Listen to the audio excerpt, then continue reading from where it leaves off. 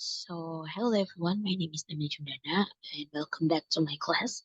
And today I'm gonna teach you about Gerund. So let me share my screen and I hope you can learn for this material.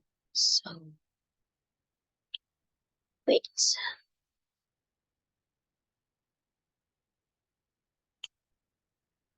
okay. So this is my presentation and we can start right now. So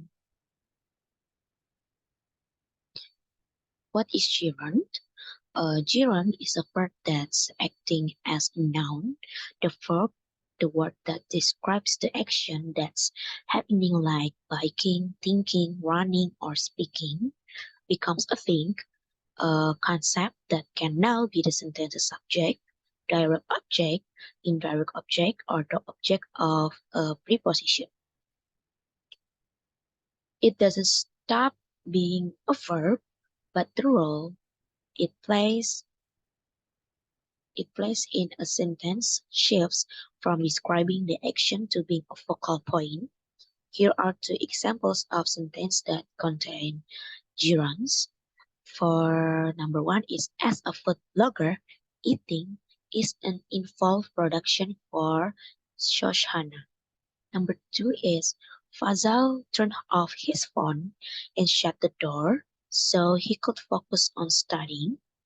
So gerunds are verbs in the present participle form. This means they are root verb plus ing. For the example is like seeing, cramming, and wondering. So this is the types of gerund. For number one, for the subject is biking is my newest hobby. So number two is subject complement.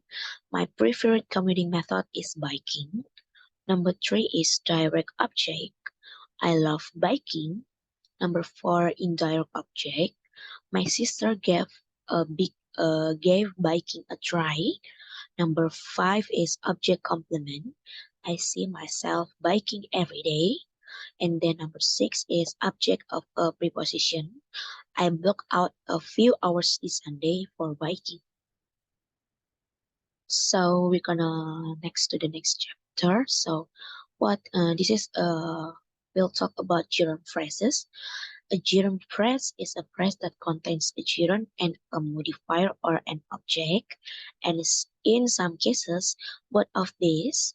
Here are three examples of gerund phrases. Number one is apologizing for them is important to me. Number two is my brother enjoys underground exploring with his friends.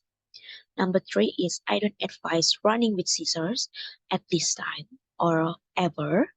So gerunds can also be used in conjunction with phrasal verbs to word phrases that combine a verb and an adverb or preposition to communicate a unique concept that can be expressed by either of the words individually. For the common phrases verbs including figure out, check into, and take over. Gerunds and infinitives. An infinitive is the word to plus a verb's root. There are two ways you can use an infinitive. Example as a noun that communicates a single concept and as an adjective to describe a noun within a sentence. Here are a few examples with infinitives for it. I brought us some lemonade to drink with lunch. Adjective, to err is human. Noun for to err, and to the adjective is drink with lunch. Infinitives are similar to gerunds, but they are not exactly the same. In a sentence where the infinitive acts as a noun, we can easily swap in a gerund and it will still make sense. For the example is, we love traveling, but we couldn't afford it last year. For number two is, erring is human. For an easy rule to keep in mind that you should use an infinitive when you are discussing something that's abstract, not real or only might happen. That's where she plans to propose. So the infinitive is to propose because there will be not happen is the plan for the next in, and use a gerund when you are discussing something that's specific, real, or has already happened. For the example is the ethic was absolutely perfect for writing.